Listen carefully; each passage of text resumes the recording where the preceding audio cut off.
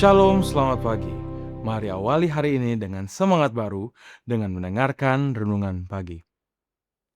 Sabtu, 8 Agustus 2026. Judul renungan pagi kita hari ini, Hal Baru bagian ketiga. Amsal 25 ayat 25, seperti air sejuk bagi jiwa yang dahaga, demikianlah kabar baik dari negeri yang jauh.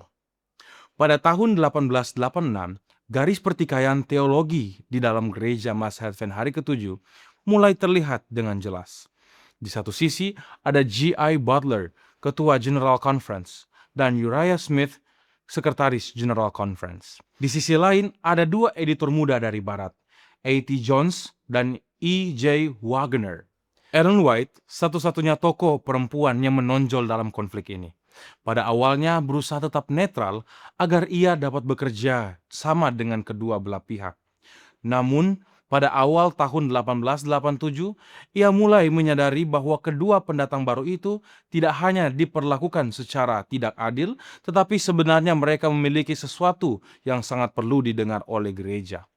Karena itu, pada bulan April 1887, ia bertekad untuk memastikan bahwa Jones dan Wagner akan diberikan kesempatan berbicara pada sidang General Conference tahun 1888. Ketika pertemuan itu tiba, Ellen White lah yang tampil menjelaskan makna sebenarnya dari khotbah Jones dan Wagner. Tema utamanya berpusat pada penafsiran ulang bagian penting dari Wahyu 14 ayat 12. Yang penting di sini ialah ketekunan orang-orang kudus yang menuruti perintah Allah dan iman kepada Yesus. Ayat ini adalah ayat kunci dalam sejarah Advent. Ayat ini berisi pesan terakhir yang akan Allah berikan kepada dunia sebelum kedatangan kedua, yang digambarkan dalam ayat 14 hingga 20. Hal yang menarik adalah bahwa kedua belah pihak yang bertikai sama-sama berfokus pada Wahyu 14 ayat 12. Namun, mereka menekankan bagian yang berbeda dari ayat itu. Kelompok tradisional lebih mengutamakan perintah Allah, sementara kelompok reformis menekankan iman kepada Yesus. Dari pertemuan di Minneapolis inilah lahir penafsiran baru tentang ayat tersebut yang kemudian mengubah bentuk teologi Advent secara mendasar. Ellen White sendiri menderita karena dukungannya terhadap Jones dan Wagner.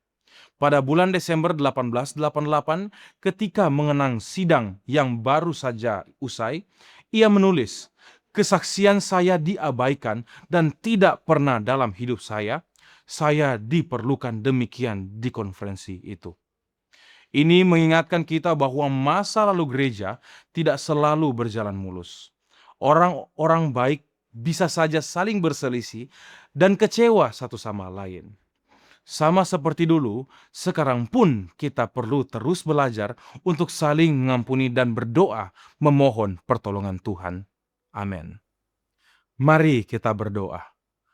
Bapa kekal yang bertata dalam kerajaan sorga, kami bersyukur Tuhan berikan kami kesempatan yang baru pada pagi ini untuk menikmati berkat Tuhan lewat renungan pagi.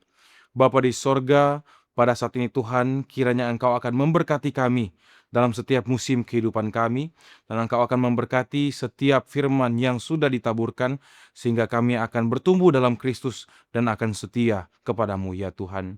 Hamba-Mu berdoa untuk setiap keluarga masing-masing kami di mana kami berada. Kiranya Tuhan akan memberkati dan menjaga melindungi keluarga kami beserta dengan orang-orang yang kami kasihi. Bapa di sorga, dalam hari ini Tuhan, kami mau menyerahkan kehidupan kami kepadamu. Kiranya Tuhan yang berkarya dan berperkara dalam kehidupan kami. Terima kasih Bapa, ini doa kami. Kami alaskan doa ini hanya di dalam nama Yesus kami telah berdoa. Amin. Demikianlah renungan pagi hari ini. Silakan share video ini, subscribe YouTube channel Cornelius Media, dan follow kami di Instagram dan Facebook @CorneliusMedia.